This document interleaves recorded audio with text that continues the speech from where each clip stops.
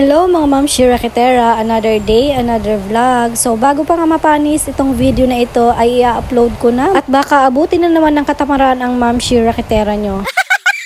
Kidding aside, kagagaling-galing nga lang namin na magtinda pero ito na naman kami ngayon. Nandito na kami sa may event na idinaluhan namin.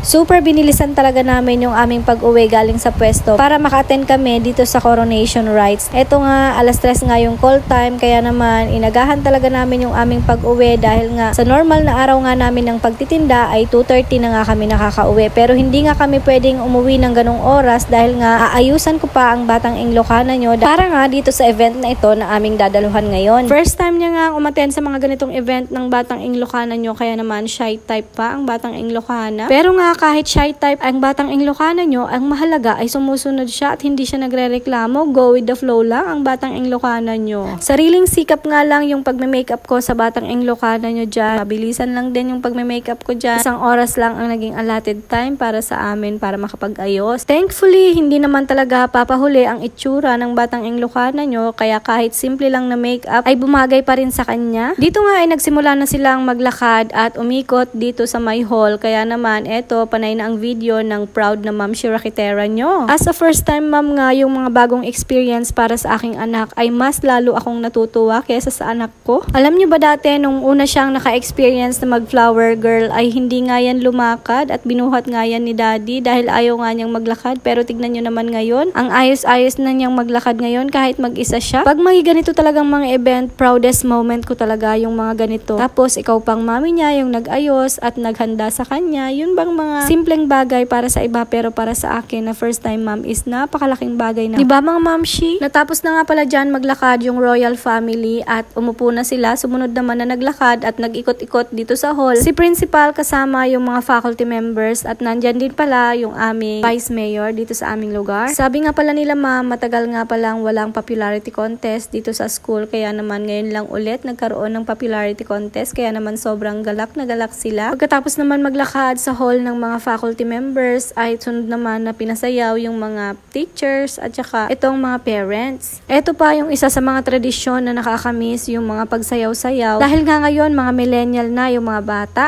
Pagkatapos namang sumayaw ng mga parents at ng mga faculty ay nagkaroon din ng special number itong mga grade 12 students. Pagkatapos nga ng mga yan nagsimula na rin yung coronation at eto nga si Batang Ilocana nyo, lagi kong tinitignan dahil sobrang naiinip na talaga siya. Maya-maya nga ay pumunta na sa aking tabi at eto na nga at nangungulit na nga o yan. Kaya pinicturan ko na lang yung Batang Ilocana nyo. At sumunod na niyan, nag-cellphone na nga ang Batang Ilocana nyo sa sobrang boring nga daw. Buti na nga lang at daladala namin itong aming pocket wifi na sobrang napakalakas naman talaga ng signal. Wireless na nga itong aming pocket wifi kaya naman anywhere nakakapag-wifi ang Batang Ilocana nyo nang hindi na-disturb at hindi rin ako na-disturb. Lalo na kasi pag may mga pupuntahan kami, talagang gamit na gamit namin. Kaya naman kung bet nyo rin itong pocket wifi na ganito, ilalagay ko na lang yung link dyan sa comment section. Ito nga pala ay pocket wifi na may kasama na siyang power bank. Kaya naman, pwede mo siyang dalhin kahit saan ka magpunta. At ito nga pala ay nilalagyan ng SIM card. Kahit anong SIM card nga ay pwede mong ilagay dito. Pero ang nakalagay dito ngayon ay GoMo. At yung GoMo nga load namin dito is yung no expiry. Kaya naman kung gusto mo rin, ilalagay ko yung mga link